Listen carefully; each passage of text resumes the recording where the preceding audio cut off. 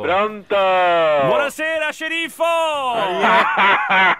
Rieccoci con la puntata giornaliera dello sceriffo. Sceriffo. Ormai sei talmente affezionato che ci chiama ogni giorno. Sì, tu capito, sì. Lo scolatoio qua. Abbiamo sentito che a porta l'hanno nominata. Certo, hanno detto che sono io lo sceriffo d'Italia. Siamo sicuri che avete capito che voi ieri bestemmiavate contro di me.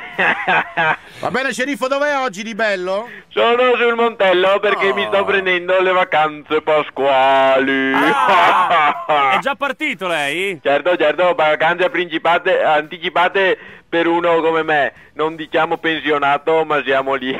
Vabbè, è vero, meno male che obiettivo. Ma dov'è che fa le vacanze?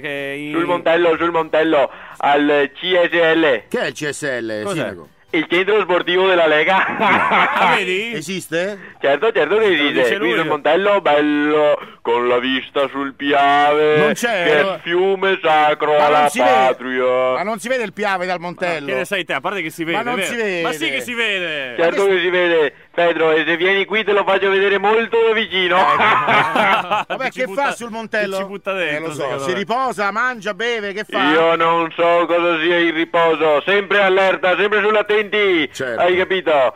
Mi sto allenando, sto facendo attività sportiva, sempre in movimento. Corre? Che fa? Che corro. Ecco, senti qua. Pull! preso, eccolo qua. Ma che sta un altro. facendo, Sindaco?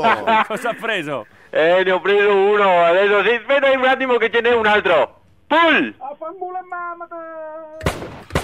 Ma no, ma che fa? Spara ai meridionali, Sindaco. Certo. Ma che sport sta facendo? Tiro al teruncello. Ma Sindaco. Ebbene sì. Questa volta mi è andata bene, ho preso un palermitano puro sangue. Ma Sindaco, scusi. Ma no. Ma che attività è? Ma scusi. Sì, siamo qui nel range, adesso li abbiamo liberati un pochino qua nella riserva. Aspetta che ce n'è un altro, mi scappa. Pull! Chi è morto? Ma sì. Eccolo là. Ma Sindaco, almeno lei spero che li liscia, non li prende.